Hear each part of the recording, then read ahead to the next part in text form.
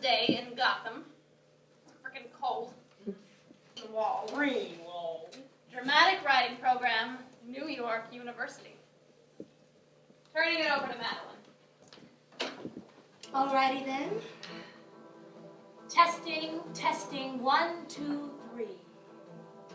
Snap, crackle, pop. Yo, when I'm wound up, yo, I ain't never stop. Yo, so here I go, here I go.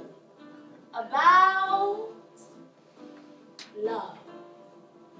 Why this particular subject? Hell, y'all out there, y'all know.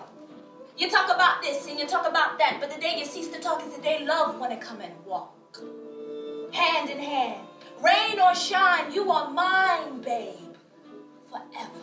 Shim, Allah, whatever you be you the color blue, or pitch cold black like the holy one tonight.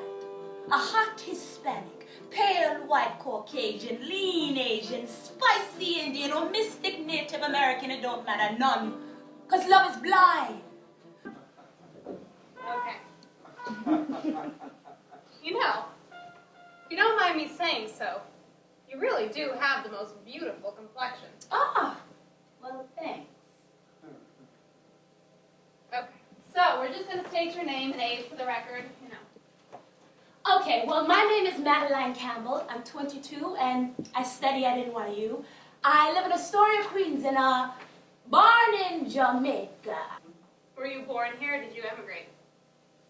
I came here at like the age of 7 months, right, while traveling through Canada. I mean, my family's from Jamaica, too. Yeah, from good old Jamaica, the island nation of the West Indies, man. Yeah, so we came from our homeland and... Cover up? Facade? What's behind that pensive face? Nah, no cover up, man. You know the past is the past. And the future, the moon and the stars to look forward to. Jesus Christ. I mean, I don't mean to use his holy name in vain, but we were kind of illegal and all. But it was so much easier to get like our papers in Canada. So we told Canada we were going to America to visit and never came back. I know what that's like. I emigrated too, with my mom, through Rome and Vienna. Oh yeah, it was fun times. No food, holes in our pockets, and I slept with my mother's nightgown while she went to go clean other people's homes. All of us. Dislocated souls. Woven blankets. Mysteries. Hidden secrets and lies. Oh, shit. So your mom's Jamaican too? My mom, my dad... Okay, so we're just going to ask you a few questions about your relationship with a certain entity. 23. 23. And he's a senior at the dramatic writing program at NYU, or what? He graduated last year with his BFA. He's studying to be a substitute teacher now, actually. How long have you been dating him? Who, him? Are you dating somebody else I should know about? No. No. 2.5 years. 2.5 years. Since you're what, 18, 19 years old? Yeah, about 19. Yeah, 19 because I'm 22 now, right? Damn, time really creeps up on you. Yeah. So, I don't know, just talk to me a little bit about what the relationship is like. I don't care if it's the good aspects or the bad aspects. It's an interracial relationship. Yeah? Yeah, just like you and your Catholic Italian guy, and you're just a Jewish girl, right? A nice Russian Jew. Very true. Well, he's Jewish. And his family is really... His parents is his mother. She's like the head of a Jewish day school, and her mother is still alive, and well, she like survived the Holocaust, so they're all pretty Jewish. But his father's side is actually a lot less religious, you know. They don't go to synagogue religiously or keep the Sabbath. They're a lot more secular. And his father's name is like Robert Marshall, which, well, at least from what I'm told anyway, is a lot more Goyish sounding.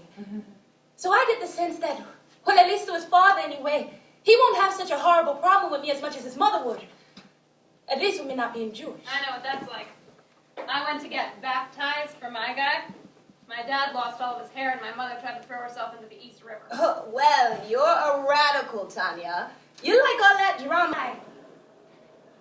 And we stayed up all night packing because we wanted to forget about this trip. You know, we so wanted to forget he had to leave me here. Well, if you're not a native New Yorker, chances are you do actually have to visit home at one time or another. True. And he had to bring like his life savings, like $300 worth, because he had accumulated all this shit here, right? Anyway, we're sitting in the airport terminal and he's like sketching. Because he like sketches and stuff, so he's like sketching like all over this book that I brought with me. Because I like writing down things like thoughts and stuff. Ah, the mark of it. Yeah, man, what did it say? Something wonderful, right? It said... Well, the first was like, lost, right? And the third was like lobotomized or some shit like that. Were you smoking something? Not then. And he was like, okay. And then he leaves. And I was, sad. Well, nothing can cheer up a girl who's lost her heart to love. Yeah, but when I came home, he called me that night. And he was like, I'm holding your note now. And I was like, really? And he was like, yeah, really. I'm like, well, which one did you circle, eh? And he goes, the second one. Whichever one love was, I can't remember. Cool guy. And I was like, yes, man. Because I circled that one too. And so we started talking, small talk, like, how was your plane ride? And small talk like that, Filling up phone time. Yeah, and it took us like 20, like a half an hour. And finally I was like, I love you, stupid! Not really. Because he had this dorm room all to himself and he had like these weird schedules. Oh, well, love runs on no particular schedule. It's like a loose, frantic train. And I would come over and stay with him and just get up in the morning and go. And this was some hard shit. I mean, some really, really weird shit. Like the way we operated around each other, just clinging on to each other and So, stuff. what do you think ultimately is the strongest point and the weakest point in the relationship? I really do want Aaron's arms around you for all eternity. That makes two of us.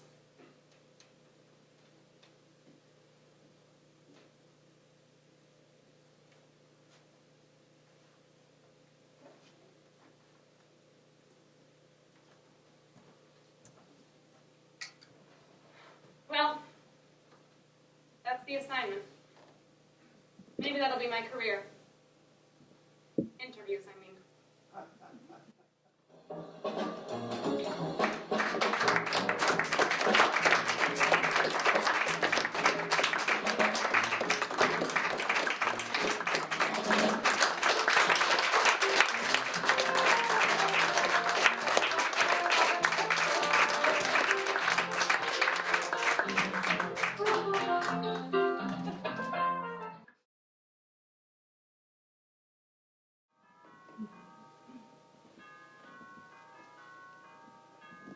Well, don't just let the goddamn doorbell keep ringing. You're giving me a stomachache, sweetness. And while the door's open, anywho, just come in. Just hop right in, whoever you are, for heaven's sake. Oh, come in and just shut the door behind you, will you?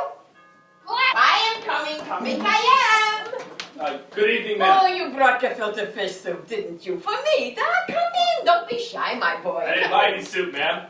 Oh. Want to see? How vexatious. Listen. Oh, ma'am, my teeth feel fine, thank you. When will she be herself? I hope soon, but she's not sick, I tell you. Sick. Really? Can she recover? Just for a few seconds? Yes. Would you please go and tell her that it is very important that I see it tonight? Very important. Can't it wait, huh? Young people today, so impatient. You know, sir, it is Hanukkah, festival of lights and all, and you are not here to make no one happy. I can see that much. Even without my reading glasses, I can see. Make me happy? Archie, is it? Well, then perhaps we should start by saying goodbye. Your last name is so suggestive. jest if it gives me courage to be ever so bold. I come with a message from my brother Paolo. You remember my brother? Who could ever forget, will you? I'd rather stand. I don't like anything big standing before me. My brother was bigger than me. How exactly do you mean was? Did he kick the bucket, your brother? Well, hell no. I mean, heavens, no. God forbid. Oh, God usually never meddles in death. He leaves that up to the devil. My brother has asked me Oh, to do good. him... I like when a man kneels before me, like before a queen. Well, the fact of the matter is, Oh, is that... hurry up and spit it out already. You need money, right? With sweet price, the B&H photo. Well, the debt of $6,000 you still owe my brother from last Christmas. In any B&H has some great-looking Orthodox Jews curling their earlocks while they give you damn straight prices. So we schlepp to the right. My family doesn't celebrate Christmas. Oh. Look, my brother begged... Uttered a word about you. Who even knew he had such a handsome brother? Well, thank you. I'll speak softly and I see. Released with honors were you. Collected many accolades along the way, did you? Killed truckloads of innocent civilians, I presume. But didn't you? All in the line of duty. Well, money is all that matters in the end. Isn't that the truth, my confused soldier friend? It's Lieutenant. Please, don't insult me. Hey, who's insulting who? Besides, it's 45... Wonderful. Delightful. Are you homosexual? What? No, no, sir, never. Well, what are you? I, old man, I tell you the truth. My youth taught me that women with meat on their bones made for love. Women who are skin and bones made for toil. That fucking dog Hoffman at the Academy Awards. Liberals, actors, showing off to a shaky democracy. A disgrace they were to the Jewish race they were. Politically, not artistically, of course. But I know. You aiming to please me to get into Sveta's panties. Isn't that simply... No, hell no, sir. How dare you lie to my face, why? Get on with it, your pathetic life, I mean. You're no hero to me, yet. Leave my Svetushka be. I don't need your granddaughter, sir. So why don't you need me? Get out of here, will you? Slava spoken clearly. Lieutenant, my foot. Oh no, I've already promoted him to the ranks of General, Grandpa. Yeah, go suck some more of the bone marrow out of your war. Arrivederci, General. Don't catch a bullet with your name on it.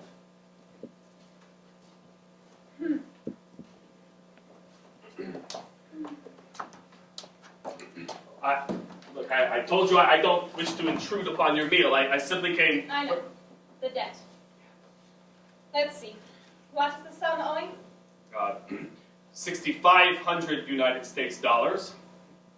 That's the lieutenant's brother. How well did you know him, ma'am? Well enough. How well do you need to know? Hole in your axe. Oh, and you call that a small sum? $5,500. I don't call it anything but what it is, a debt. And it's 6,500. Let's keep the figures straight. You bet. A debt. Still, it's just the same paying it today or paying it in a week. But I've had so many payments to make within this past year since my father's death. It's such a lot of stupid business, it makes my head go round. God, it has poor man's soul. A good man he was too. Decent. I'm sorry for your father. Mr. Rothstein, smoking bad for you. Democrats bad for me, and so-called lieutenants. What's he doing still here? I was just about to go, sir. Good. Say arrivederci, do svidaniya, and be on the merry way, schmo. Our Sviatlanishka asked him stay for dinner. I can't, thank you. Who asked you? I did. What's it to you? Have you got home ahead, Sveta? If he stay, I go back to bed. That's mine. Go away. Come back some more suitable day. I tell you what. Can't your cousin wait 2 or 3 months? Good eggs. Let's have some nice tea from Samovar. Happy Hanukkah, my pet. Oi, Slava, stop nonsense. Which- Get your mistress. Which mistress? You are love of my life. If you stay, I tell you a story how I met this woman. My woman. I was going off to war. She had typhus fever, bald like an eagle. But more beautiful than Delilah. She married me in one breath. Poof. I was still in diapers back then. What is some baby you boy? You promised me moon and gave me scorching sun. If you stay, you'll beg to be a Jew. Especially by the time I get through torturing you. I never liked threats. I'm so sorry. No, Mazel tov, I mazel guess everyone tov. has his own way of looking at things. Of course, certainly. Natural.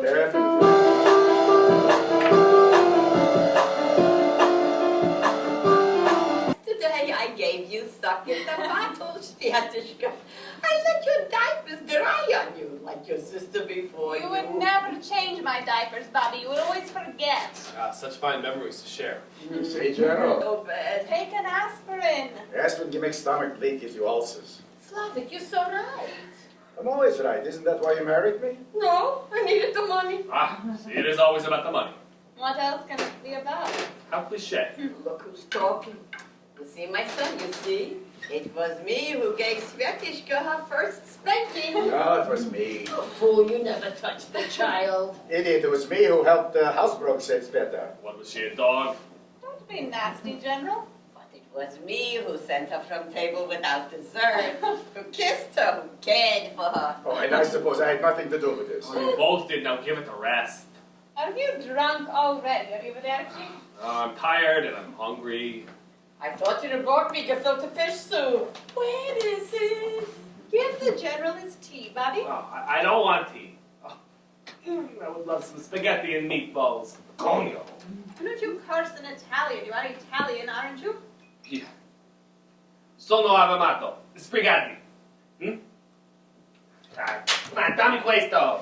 Help yourself. Yeah, well, it looks like it's useless to ask for your help. You better get yourself a good wife who can cook. You were dead right for all eternity. Go ahead. You'll quarrel with your wife once you are married. You wait and see. And then you'll say, if that mangy Jewess hadn't given me the money, I should have been free as a bird today. Perhaps even have returned to army base for more accolades and medals. Oh, You heard, boy. He goes to prison either way. So he goes to prison. Married to Taco, pretty belle. yeah, the way that you do. Why would I ever want to live with you? Could you ever want me, baby? Watch your tongue, Arrivederci. You want another round in the ring with me, Gramps, huh? You know what this is?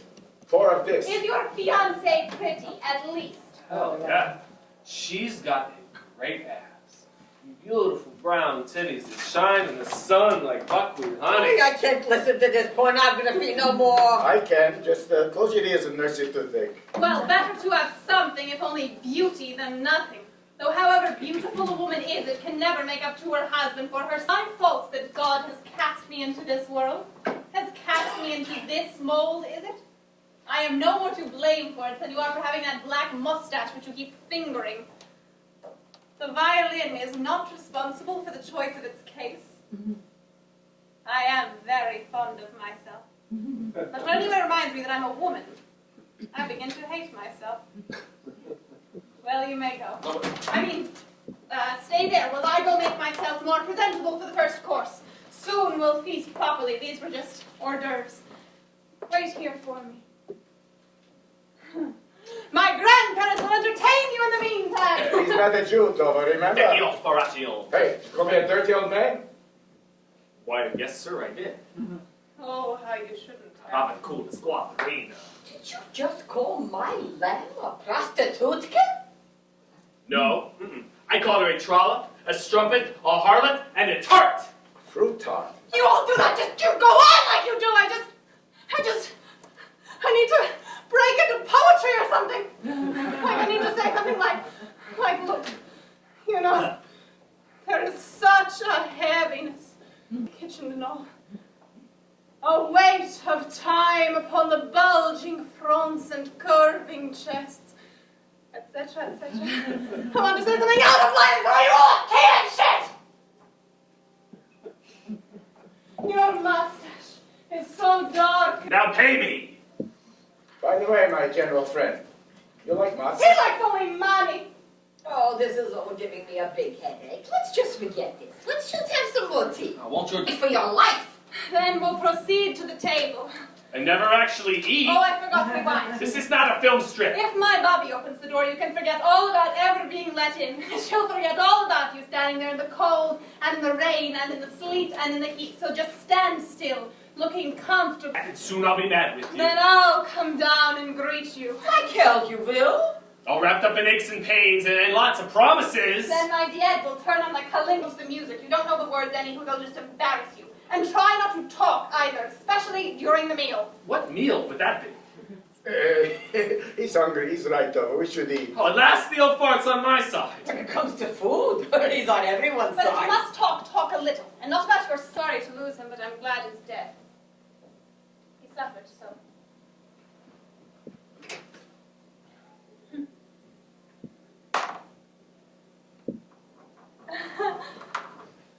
Good.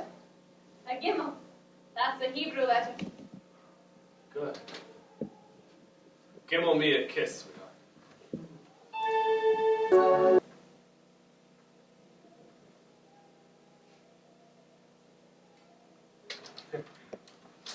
Anywho, I am more like a Gusar than a Shmuel. I don't like money to be kept in one place, and altogether I'm not much of a Jewess. Well, go ahead, count the dough. Is it all there? Does my accent give me away much? There is no money in this envelope. But then again, you knew that. Well, it is just a tiny IOU I prepared for you. I wanted to make sure we had the figures straight. The figure's been straight and printed in my mind, tortured into my very soul since the minute I stepped foot into this insane asylum. Now what can I possibly do to you and with you? I know I speak English well. Yes, but you don't understand it. And you roll your R's. Now, Paolo. I have my own way of looking at things just like you. Yeah, Bobby, everything's ready. Please be a good girl. Give me the money. No, arrivederci. If you were a poor, unfortunate man. Yeah, Bobby, I'm losing my voice in here. It's not my money. You know, it's Paolo's. And what does your cousin want with the money? To buy fashionable clothes for his wife. But you see, I don't really care whether your sister-in-law has dresses or not. Or attendance to share Yen's Social Security benefits and cashes checks for him. But they cute, those girls. I thought you hated Oriental women. Oh, not from Vietnam, I don't. Why do you hate Paolo's wife? I told you, I hate all women. I tell you a story. No, you won't. Many years ago, when I came back from war to Leningrad, I met my friend, who introduced me to his new bride. And when she left to the loo, he said, I married her because of her beauty, not because of her... oh, I'm sorry. I married her because of her brains, not because of her beauty. And what did you fall in love with? Your beauty, for sure. Only Satan knows what to make of you, Svetlana. You hate Paolo and his wife with a passion, and that's what this is all about, isn't it? I see our little struggle has excited you. Will you have vodka or wine? Wine. Listen. The globe as it rolls across 8 time zones and nearly 6,000 miles of taiga, steep and wild mountains. We had plenty of time to make whoopee. Slut. It was a deep relationship. I haven't gotten over it. Huh, I bet. I told you, Sviatishka, if you sleep with a married man, you'll be sleeping with over 400 or more women he slept with. Paolo wouldn't have the That strength. means New York City sleeps under one.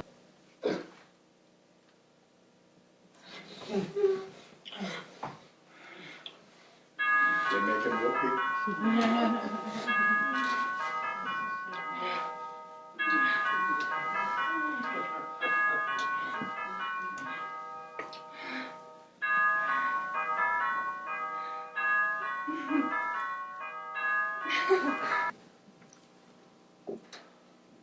Why, speaking of the devil. Come in, will you? Finally, my gefilte fish soup is here. How predictable. Paolo, of all people, at such an ungodly hour.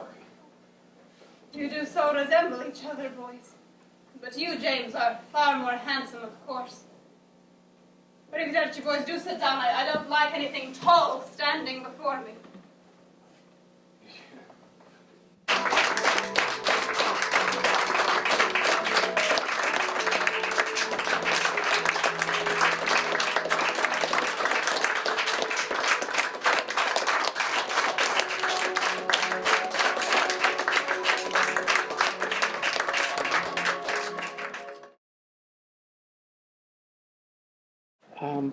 Okay. Would you please tell me a little bit about the Negro Ensemble Company? The Negro Ensemble Company started out in the late 60s. I think their first season was 67, 68, 1967, 68. And they did a play called Day of Absence, when all the black people went away. And America couldn't find the black people, and of course, the world stopped. And it was a comedy, of course. And it went over so well that the Ford Foundation gave Douglas Turner Ward, who was the founder, Douglas Turner Ward, and Robert Hooks, who founded the Negro Ensemble Company, a big grant, like $1 million grant. And in late 60s, the $1 million grant was a good grant. And that started the Negro Ensemble Company. And since then, some of the best and brightest and greatest actors that's ever crossed the big screen and the stage has come through the Negro Ensemble Company in one way or another. And I don't want to name names, but I could. But is it still an ensemble company, or do you? No, it's not. It stopped being an ensemble company in the sense of the word. When I came aboard in 1970, it was basically when it was kind of evolving, in the sense of we keep basically the same actors to a certain degree, but we keep flowing in, and then actors go out and they do film, and they go to California. And when I came in, it was around the time that the first company was going to California. Esther O was going to get Good Times, and Roxy was going to get, Moving On Up, what's the name of that, to the something in the sky, or whatever that sitcom was. Oh, okay. So Roxy Roker was in that. So a lot of people went to LA to do film. Mm-hmm. And so, of course, the first ensemble company, because when they started, they were an ensemble company, and the same people did everything. And when I came aboard, it kind of started changing a wee bit. And so, when I became the artistic director 6 years ago, I got a lot of flack for still using the name, the Negro Ensemble Company, because like Negro is out, black is in, or African American is in. But if I was to change what has been recorded in history as one of the best theater companies, black or white, would be ridiculous. So that would be like changing the NAACP, Why, you don't do that. So we are still the Negro Ensemble Company, and proud of it. And so tell me about your choice of this place. Well, why did you choose to produce this? Well, it's twofold. One reason is, a lot of times plays come to artistic directors, and they come from different ways. Sophia Romma was a student of our executive director, Leslie Lee. And Leslie brought the play to me. And Leslie's a great playwright. And if Leslie brings me a play, I don't question it. And so that's how it all came about in that sense. And because I didn't know Sophia. But when I saw the play, because I saw the play before I read it, I saw it, they did kind of like a version of it at what they call the Midtown Festival. Mm. And I really didn't get to see it the way I wanted to. I heard it because the venue was crowded and I couldn't get a seat, so I sat in the booth with the stage manager, and he's the kind of big guy, so I had to look over to try to see it. But I heard it. And that's what I do well. I can hear very well. And I saw the potential in the piece. And I think the piece is just a wonderful piece. And it was something different. I had never directed a piece like that. Not that I was going to direct it. You know, I didn't think of it in that sense, because when we first started to do this piece, a friend of Sophia was going to come in from Russia to direct it, but evidently something happened. His visa was out of order. I have no idea, and I guess I'm kind of pleased that he didn't make it. I don't know, but I started working with the actors, thinking that he was still coming, but I didn't want them to just sit around and wait. So I said, okay, I'll just come in and let them, you know, read the lines or just talk to them about it. And I started finding out about another culture. And that was the interesting thing about directing this.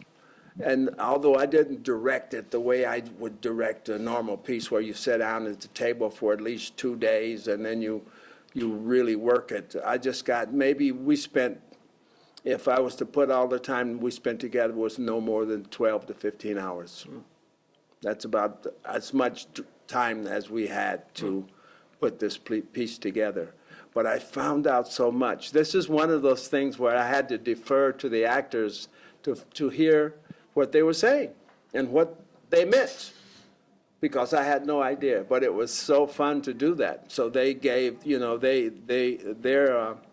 their input was very valuable to me. Yeah. So what did you find out? What was I found out that thing? that culture is just like my culture. A lot of ways, we are all the same. We have the same feelings. We have the same problems. We just say different. We just use different words to explain them, but we have the same problems and we have the same humor. But we just use different words to express that humor. It's really no different. It really is no different other than the way we express it. But we are all the same. We really are all the same, you know? So when I really looked at it, because I envisioned it in a lot of ways like a lot of the things that I had seen over the years of the slapstick, kind of over-the-top comedy kind of thing. But then I still wanted to get in under it. And it was fun. It was fun. But we're all the same. We really are. We just use different words. I was going to ask you to maybe put it into kind of a historical context, because during the civil rights struggle, there was a lot of Jews were supporting the African American struggle, but lately it's been sort of Drifting apart. Yeah. In a lot of ways, because it's a new generation. It's a lot of African Americans who don't identify with that, because they came up, and you know, if you were probably 35 and younger, you don't know about Selma. What does Selma mean? You know, what is it? You know, you don't know about that. You heard about it, but you don't feel it.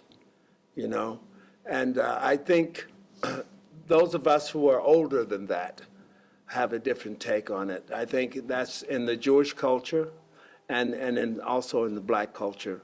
I think we still have that togetherness. I think the younger ones have another kind of togetherness. It's more hip hop, you know, but we identify with a different thing. We know that we came through a lot of bigotry. And that was another thing that let me accept this, is that the interracial part of it. The first part was the Jamaican girl and the Jewish guy, and the second part was the Jewish girl and the Italian guy. But that kind of fit under the Negro Ensemble Company's mission statement. You know, we kind of started out, and I can say I've been with the company a long time, as an actor, not as an artistic director. But we started out with that. The whole idea was because there was no theater for black people. There was no theater for people of color to speak of. And then we grew to a point to where we were doing very well And I think when it came a time when Congress passed some kind of act that said the big white theaters, if they didn't at least do more black plays, they wouldn't get some grants from the NEA. And they said, great, hey, well, you know. So every big white theater around the country, you know, we call it, they did one play a year, and they kept getting their grants. And so any play they did was always in February, which was Black History Month. So then the thing came about, say, okay, if you're a black actor and you wasn't working in February, you know, you better go get a job somewhere else, you know. But anyway, a lot of the funding went away from black theater. So, you know, we're struggling out here. So you find ways to do things. That's, you know, you have to collaborate sometimes to put plays on, but you still don't want to. You don't want to go past, you don't want to go away from what your mission statement is, and that is to always speak on bias and bigotry, and to make the world a better place. And I think that's even in the Mire especially. You see how it came about. The older man had a different take on this relationship. The younger people, the girl and the guy, you know, they were like, hey, you're cute. You know, they didn't even look at it that way. And I think that's the way it is in real life. In real life. I walk around, I live in Harlem, and sometimes I go to the market, and I see young African-American kids that, you know, they look at me like, get out the way, old man, you know? I could have never imagined doing that when I was their age. So times have changed drastically. I mean, drastically. So, you know, we have to change with times. And Douglas Turner Ward, who founded the Negro Ensemble Company, always was very inclusive. Even if we did.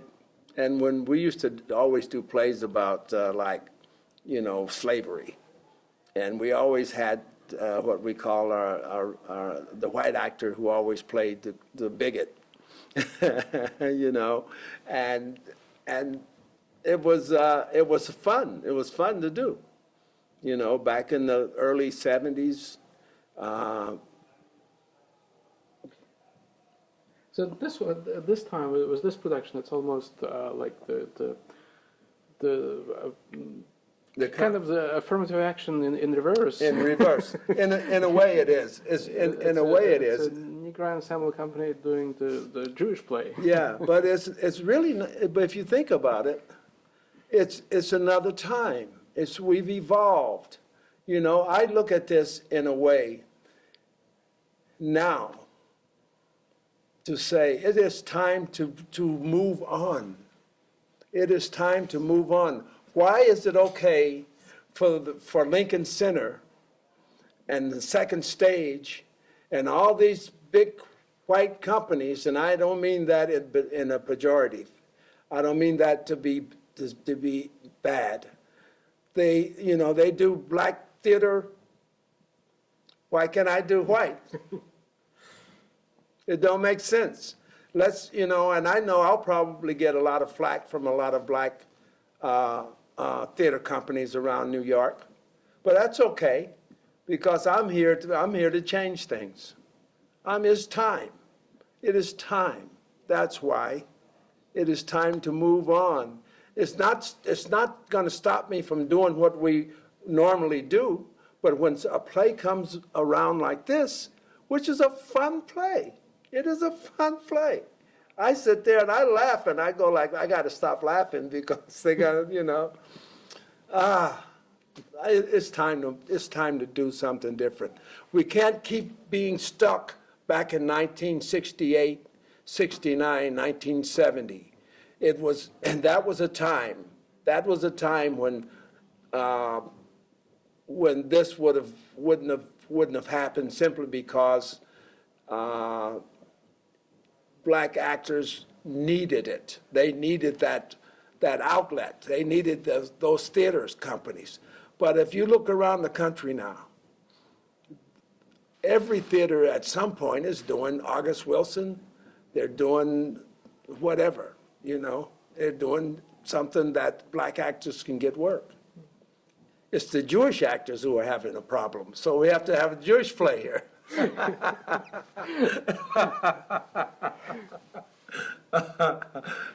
That's a joke. Okay. All right. Well, thank you so much. Thank you, my friend. you. Thank you so much. Thank you. I Thank you. enjoyed the production. All right. В этих пьесах есть какие-то элементы автобиографические? Да, ну вот режиссер из театра Маяковского, с кем я работала, Юра Йоффе, который работал с Гончаровым, там, 30 лет, по-моему, в театре работает. Он, когда ставил один спектакль мой, тоже на МакДугал, здесь, off-Broadway, Players Theatre, он сказал: у меня есть для тебя замечательная история, которую ты обязательно должна прочитать, потому что девушка очень похожа на тебя. И это было вот это Сузанна, ее звали, Сузанна Моисеевна в «Тине», которую написал Чехов в 1886 году. И он мне сказал: вот ты сделай из этого пьесу, напиши пьесу, потому что вот твое поведение, это просто вот как будто он знал такую девушку, это ты. А мы с ним работали очень тесно, и в это время просто жили в одном пространстве, и он увидел вот это. Поэтому да, есть какая-то автобиография. Да.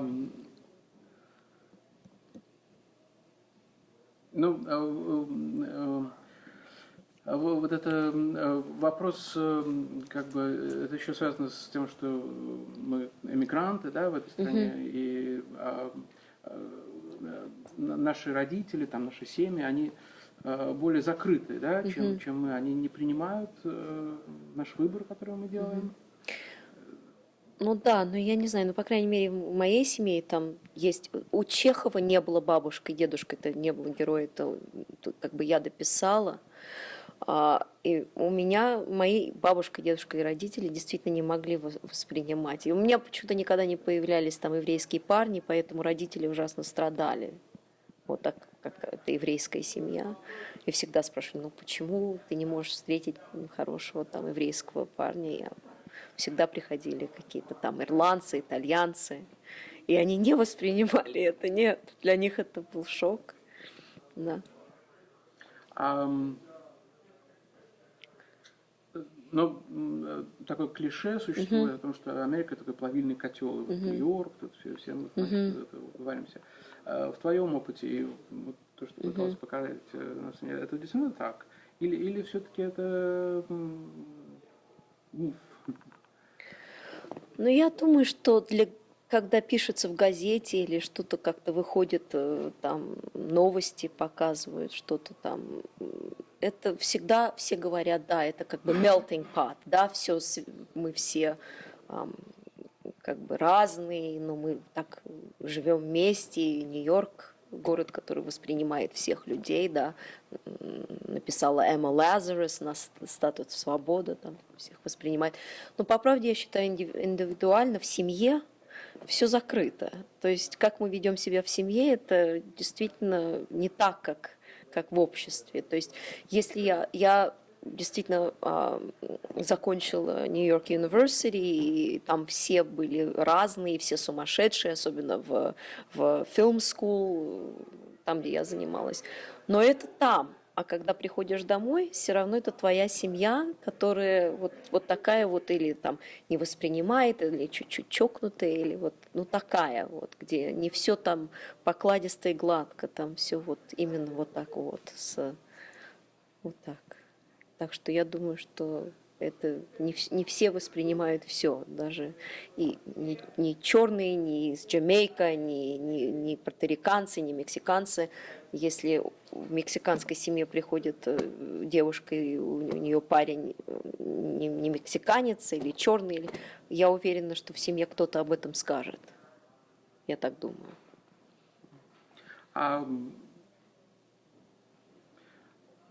Ну вот Чарльз говорил, что времена очень изменились за последние там, 30 лет. Да. По-моему, ты 30 лет живешь в Америке тоже. Да. Ты заметила это, то, что многое изменилось, в частности, вот, ну, не знаю, в межрасовых отношениях, там, ну, вообще, как молодые люди воспринимают друг друга сегодня и как это было 30 лет назад? Да, конечно, я уверена, что изменилось, и фильмы стали показывать, что там interracial или что происходит между людьми, это уже не так страшно, не так страшно пройтись по городу, если ты белый человек с бойфренд, который там белая девушка с черным, или там, ну вы сами заметили, наверное, что многие мужчины сейчас ну, как бы, они по улице ходят свободно с азиатками, там, ничего страшного в этом нету, каждый второй может быть, но я не знаю, и многие из них еврейские парни, то есть это не страшно, это изменилось, я не знаю, 30 лет тому назад мне трудно сказать, потому что я была маленькая, но я думаю, что это изменилось с этого момента. Чарльз прав. Но я думаю, что Чарльз говорит в общем, там, civil rights, и там, это, конечно, изменилось. Когда мы смотрим на черно-белые кадры, где убивают черных там, в южных там, штатах, это страшно. Родни Кинг, там, когда Анна Девир Смит писала, там, все это было ужасно. А сейчас это, ну да, бывает, но, может быть, не так ужасно, но все равно существует. Я недавно была, я отъехала недалеко, только в штат Алабама. И там они не воспринимают ни евреев, ни черных, нет. У них там, может быть, не Клу-Клакс-Клэн, но там явно не... Если ты хочешь пообедать в Деннис, и ты приходишь, и ты там точно не белый статус, могут на тебя косо посмотреть. Даже сегодня. Вот. Вот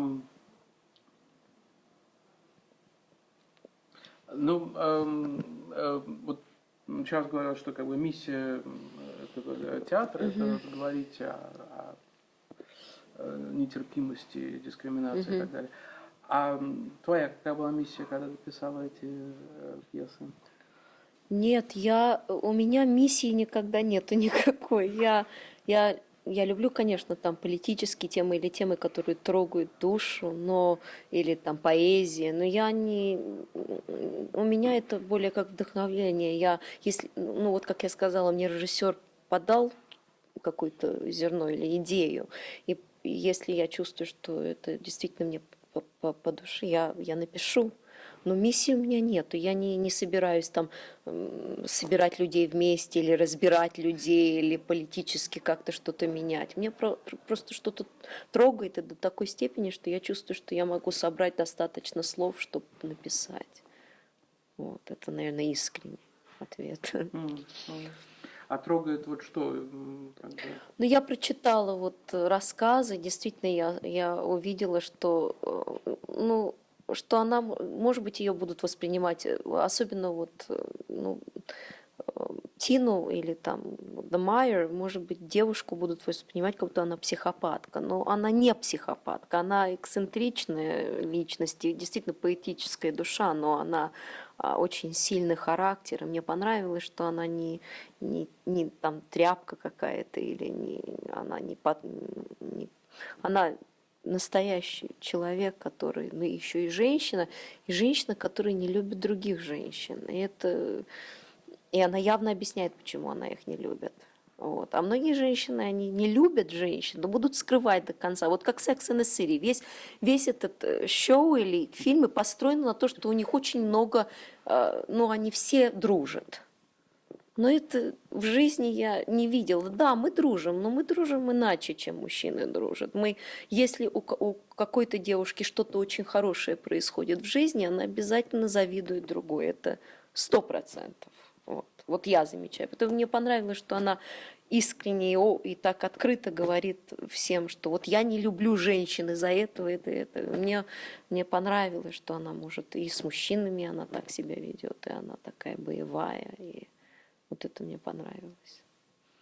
И это как бы... Да, это меня, да. Это возбудило мои мозги.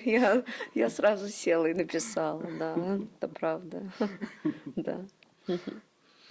Сейчас говорю, что ты работала с... Я не помню, имя назвала. Лезли Ли. Да. А как раз вы были, по-моему, на пьесе, когда был Love in the Eyes of Hope Dies Last, это в Ла Мама, это была первая моя такая работа в 97-м году в Ла Маме. А я проработала в Ла Маме 9,5 лет. Но он был режиссер, да, и он был мой профессор в NYU. Вот он меня познакомил с Чарльзом. Все. And the rest is history, как они говорят, да? Ну, хорошо. Хорошо. Спасибо. Спасибо вам. Ага.